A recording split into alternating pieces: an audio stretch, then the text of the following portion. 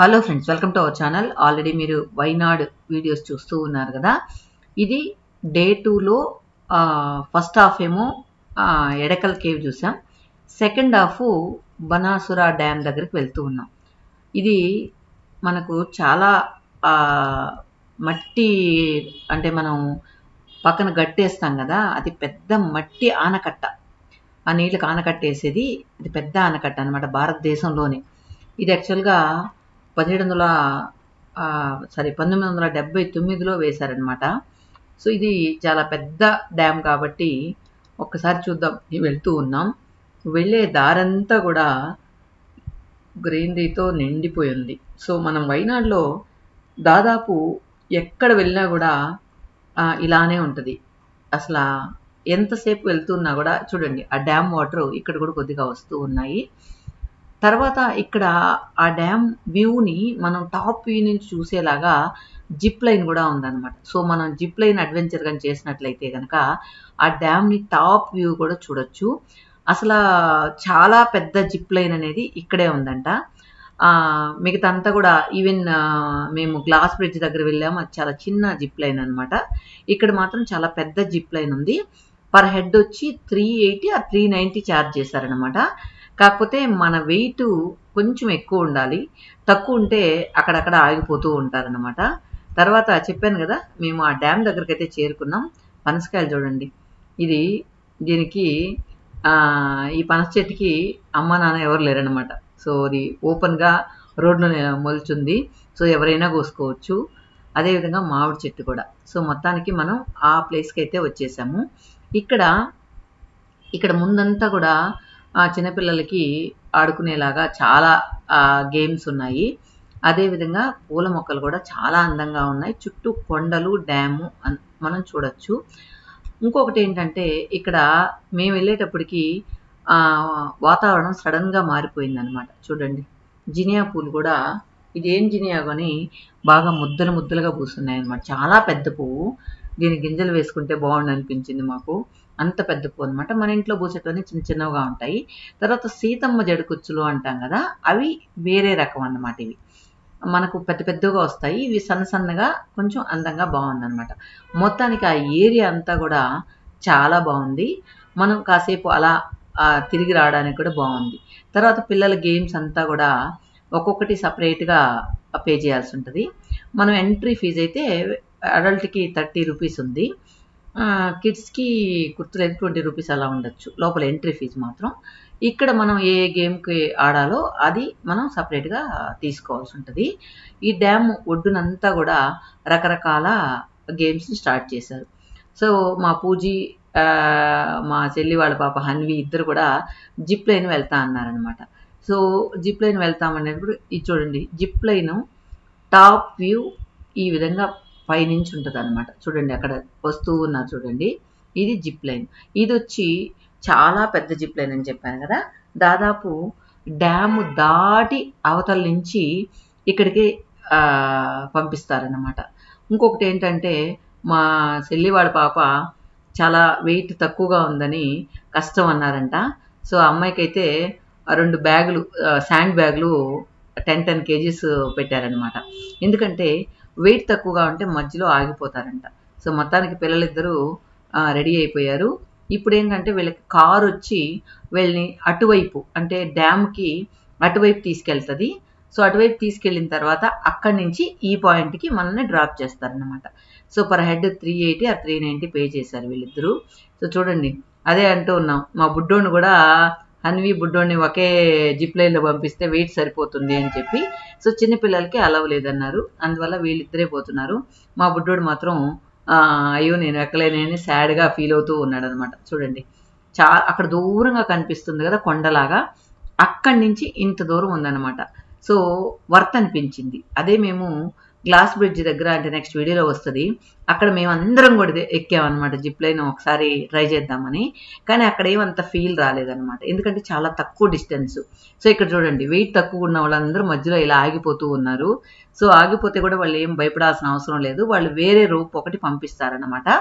So ఆ రోప్ని మనం పట్టుకుంటే వాళ్ళు చిన్నగా దిగే పాయింట్ దగ్గర వచ్చి వాళ్ళే లాగేస్తారనమాట. సో అందువల్ల చిన్నపిల్లలు కూడా ఎక్కినప్పుడు మాకు హన్వికి ముందే చెప్పి పంపించామన్నమాట. నువ్వేమి మధ్యలో ఆగిపోయినా కూడా నువ్వేం భయపడాల్సిన అవసరం లేదు అని. ఇప్పుడు ఇలా తాడు పంపించారు కదా, ఆ తాడుని మనం పట్టుకున్నట్లయితే వీళ్ళు ఆ తాడుని లాగుతారు. ఆ లాగినప్పుడు ఆ రోప్ నుంచి మనం కూడా అలా ల్యాండ్ అయిపోతాం అన్నమాట. సో ఇలా మొత్తానికి వెయిట్ తక్కువగా ఉండే వాళ్ళంతా కూడా ఇలా దగ్గరకు వచ్చి ఆగిపోతూ ఉన్నారు. సో మొత్తానికి జిప్ లైన్లో వెళ్ళే వాళ్ళకి ఒక మంచి ఎక్స్పీరియన్స్ అని చెప్పచ్చు. ఎందుకంటే టాప్ యాంగిల్లో కింద సీనరీ అయితే అదిరిపోయింది. ఆ టాప్ని చూడడానికి చాలామంది జిప్ లైన్ ట్రై చేస్తూ ఉంటారనమాట. సో చాలామంది జిప్ లైన్ ఎక్కడానికి భయపడుతూ ఉంటారు, కానీ ఏం భయపడాల్సిన అవసరం లేదనమాట. ఒకసారి ఎక్స్పీరియన్స్ చేయొచ్చు.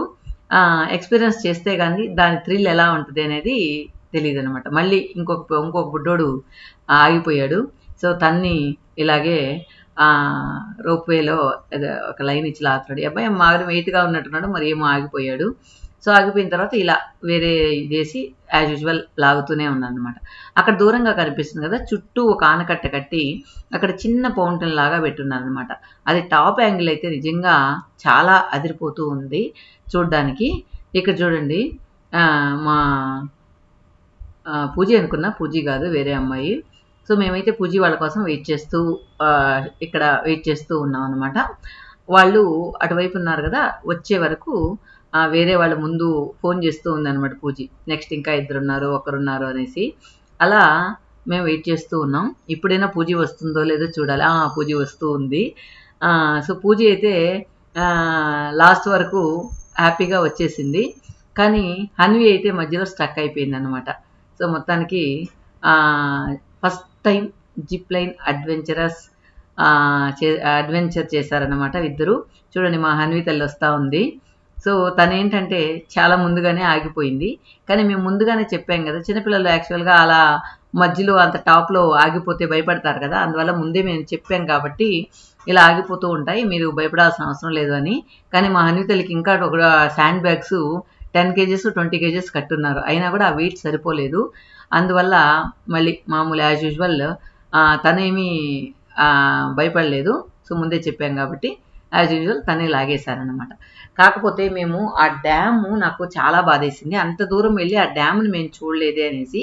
ఎందుకంటే వీళ్ళ కోసం వెయిట్ చేసాము. వీళ్ళ జిప్ లైన్ అంతా అయిపోయిన తర్వాత మేము చిన్నగా నడుచుకుంటూ డ్యామ్ చూద్దామని వెళ్ళామన్నమాట. అది వర్షమే కాదు, అంత వర్షం వచ్చేసింది. అది కూడా మామూలు వర్షం కూడా కాదనమాట, పెద్ద గాలి వాన టైప్లో వచ్చేసింది అనమాట. అసలు చలికైతే నేను మా చెల్లి వణికిపోయాము, అంత చలి. ఎక్కడ ఉండడానికి కూడా పెద్ద ప్లేస్ లేదంతా ఇదిగా మేము దారిలో చిక్కుకుపోయాము. ఒక చిన్న నర్సరీ లాగా ఉండిందనమాట, ఆ నర్సరీలో ఉండిపోయాం అనమాట. ఇటుపక్క అటుపక్క గాలులు, అసలు ఒకటే చలి. అసలు అక్కడి నుంచి ఎలా బయటపడతామా అని అనిపించింది, అంత గాలి వాన వచ్చేసింది అనమాట. దాదాపు ఒక 1.5 hour వరకు వర్షం. యాక్చువల్గా మేము ఆ టైము 4 o'clock వెళ్ళాము.